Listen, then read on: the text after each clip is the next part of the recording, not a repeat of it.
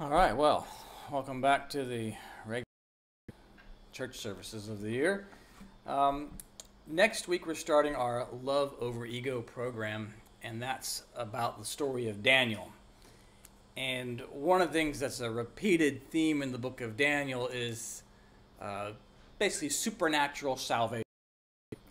Daniel's in trouble with the king, and he goes thrown in the lion's den. Well, the angels come and protect him. Shadrach, Meshach, and Abednego, they're thrown into not the lake of fire, but the fiery furnace, and the angel protects them. And these are the kind of supernatural savings that we see a number of times in the book of Daniel, where the hand of God just reaches down and does something, and poof, it's all solved. And so I thought, as a kind of a starter into this program, I'd kind of give the opposite, where sometimes God's just silent. We have something going on in our life, and we're praying, and we're hoping, and we're doing good, and we say, "Oh, Lord, can you please fix this one for me?" And we don't get that angel showing up, or at least doesn't appear to us in an overt way. The prayer isn't seemingly answered, and we go, "Is this an indication of me? Is this a reflection of how God thinks I am? Does God not care about me? Did God care more about Daniel than he cares about me?" And well, it can be a tough one to wrestle with, because we go around and you come to church and you sit there and you hear the stories and you know, well, look what happened with Moses and Joshua, and you go through the Old Testament time after time after time. Somebody needs help, and bang, there's someone there to fix it. Just as the prayer is answered, you can be paralyzed and healed and deaf, blind, whatever, it can all be done. But that's not always our experience. So we'll call God sometimes as being inattentive, late, uncooperative. And I'm sure we've all had a time in our life where we thought God has been uncooperative, inattentive, late, or silent. And you're not the only one. You're not the only one. It's not that you didn't pray hard enough. It's not that you didn't get rid of enough sin in your life. The overarching principle in the New Church theology is that there is divine providence. And divine providence is looking towards an eternal goal, but it also, at the same time, allows bad things to happen, because evil people have free will too. And so today's talk is really about dispelling the idea that bad things happening in your life is a reflection of something that you've done, or a reflection of how God thinks of you, because that's just not reality. Because we don't want people to abandon faith. And that can be the alternative, where somebody gets into a bad spot and they just throw out God, religion, and everything because they feel like God's not cooperating with their plans. So we want to make sure that we incorporate faith even through the hard times, because we're going to need God. We're going to need God to get through the hard times. So today's story is about a man that Jesus loved him so much that Jesus knew his name. He was related to this guy. And yet, it would be fair to say that this man thought Jesus was inattentive and uncooperative with his problems. And the story starts with a bit of a setup. In the Christmas story, we have King Herod, and that's known as King Herod the Great. He is known as great not because he's a great person. He was a terrible person. But he was a great builder, hence the name. He built lots of palaces and buildings and things like that. And he was not Jewish. All right? So he's an awful guy. He's murdered a couple of his wives, 3 of his sons. Caesar Augustus is quoted as saying, "It's better to be one of his swine than one of his sons." So Herod the Great was not a great guy, but he did lots of building. And he had 3 sons.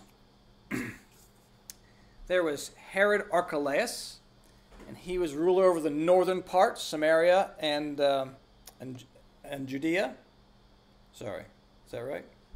No, he was part of the southern part, Samaria and Judea, south. And then Herod the Tetrarch had the northern part, so he had what was formerly known as Israel. And then there was a third son, Herod Philip. Now, Philip had nothing to rule. He had no territory, but he had lots of money. And what happens is Herod Philip marries a woman named Herodias. Herod the Tetrarch, who was the ruler over Galilee, went to visit his brother Philip and Herodias. The Tetrarch, proclaimed his love for Herodias, his brother's wife. Herodias says, I love you too. And so this began a great big scandal. And so what happens is the Jewish people who are being ruled by this Herod guy are not happy at all, because this is totally contrary to Jewish law that they have to uphold, and because he's their ruler, they think, well, you should have to follow this too. This isn't right. Well, who speaks out against this? Our hero, John the Baptist. Now, I prefer to call him John the Baptizer, because he's not a Baptist in the denominational sense. He was one who went around and baptized people.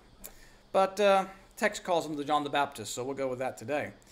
But John the Baptist was a hero among the Jewish people because he wasn't afraid of anybody, and he would speak out against Herod and this ridiculous arrangement. So, what do you think? Herodias, now she's gone from being married to Philip, who had no territory.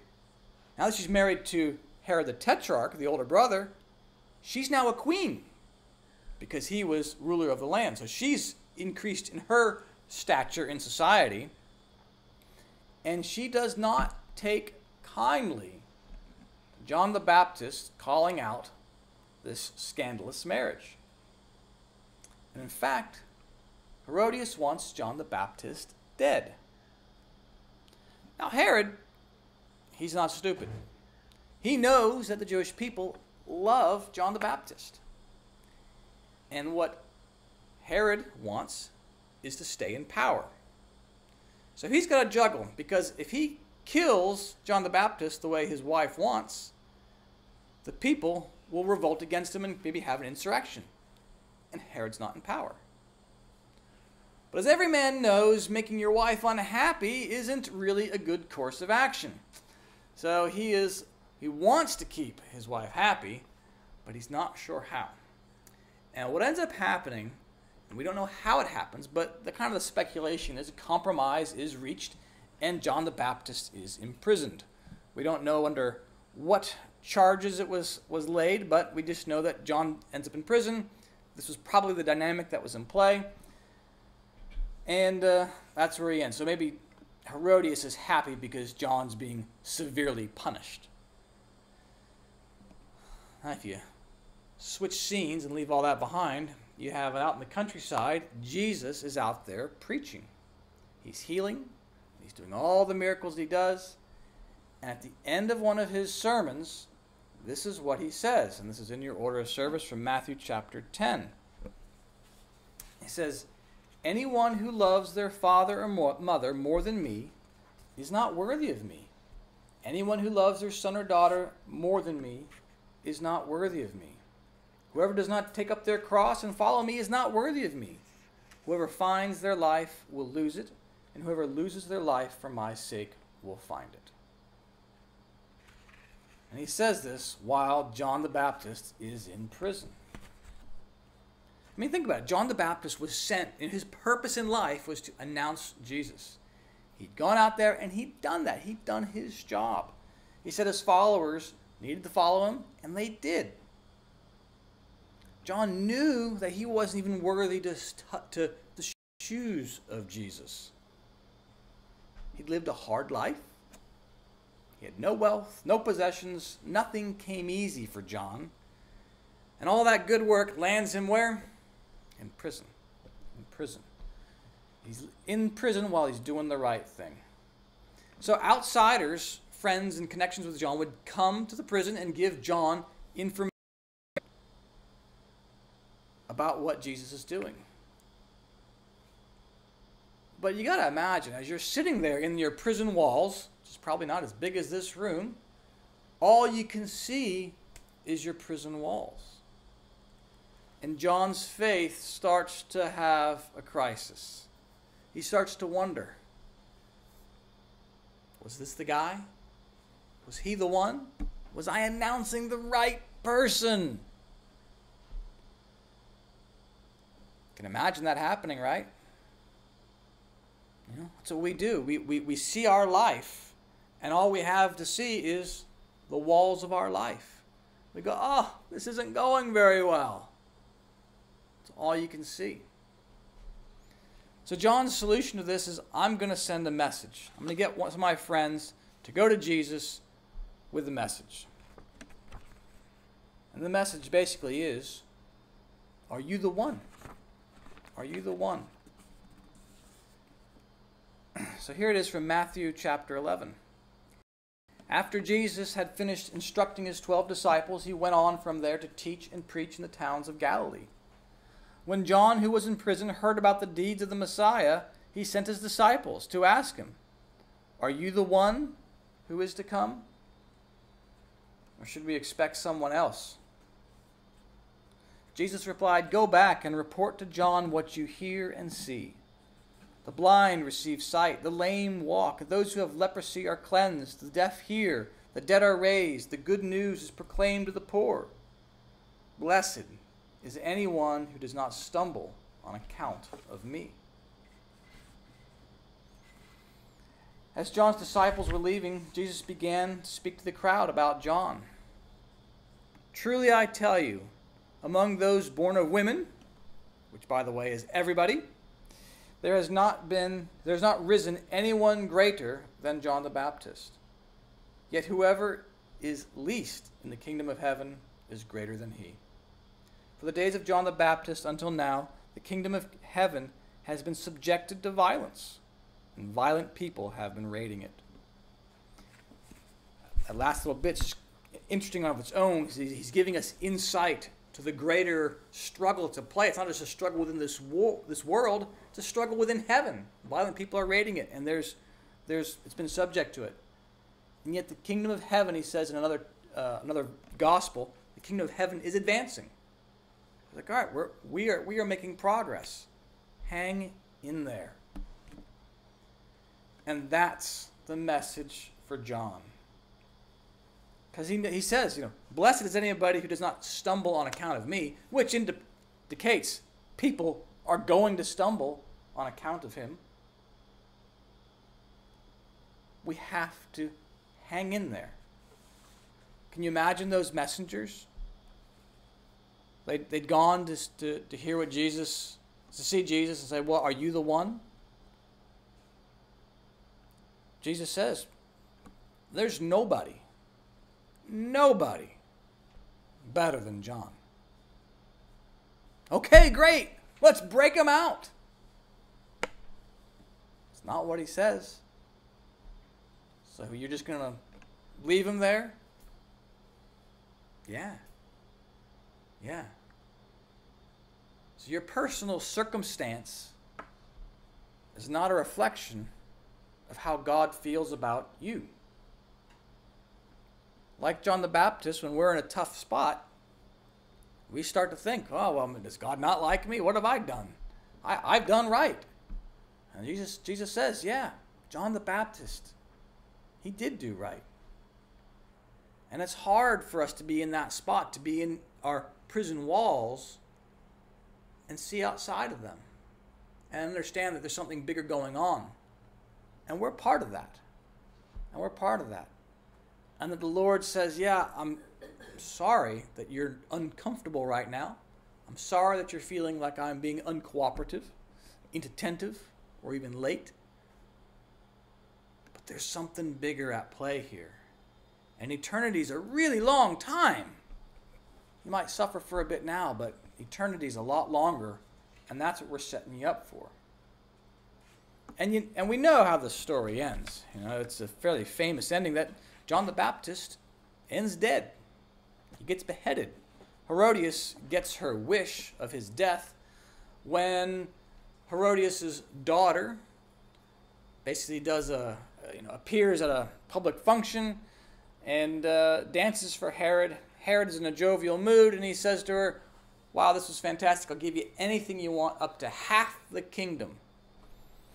And Herodias, his daughter, does something that no teenage girl has ever done before. That she asks her mother, "What should I do?" And she does. Herodias says, well, he's going to offer you anything. Tell him we want John the Baptist's head on a platter. And that's how he dies. Not because Herod necessarily wanted him dead, but he'd made this big public spectacle of himself, and he had to follow through on it, and so that's how John dies. So it can be one of those things where we go, oh boy, sure would have been nice if he had broken him out of there. It would have been nice. This is why the Lord says, "Blessed is the person who does not fall away on account of me. Blessed is the person who does not stumble on my account." He goes to John, and John, what he has to work with is to know. The blind see, the deaf hear. Justice is being restored. All that pain that John's going through is slowly shrinking him. And Jesus is trying to get him to open up his eyes to something bigger. The last reading I want to give for you today is from Divine Providence number 59. And it talks about this, and it's trying to get us to think in terms of eternity, saying that the only way we can really connect with God is to think like God, and God only thinks in eternity terms. He thinks of the future and the present as all being here right now. And so having this perspective is what we need when we get stuck in a situation. He writes, "It has not yet been realized that divine providence focuses on our eternal state at every step of our journey. It cannot focus on anything else because divinity is infinite and eternal. And what is infinite or eternal or divine is not in time. It therefore sees the whole future as present." I mean, just think about that. Whatever misery you're going through, God's not focused on that because he sees the outcome. He's already looking 100,000 million years in advance. He goes, bang, it's all, it looks good from my point of view. Yeah, okay.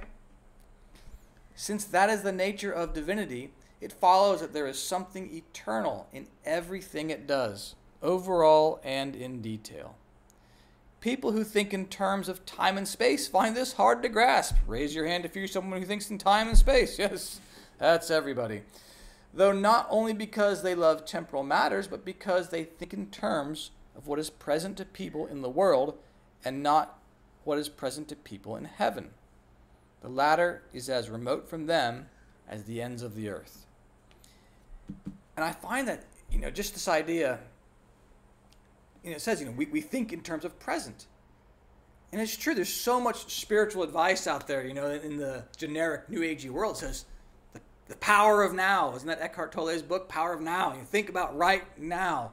Don't worry about the future. Jesus himself says, don't worry about the future.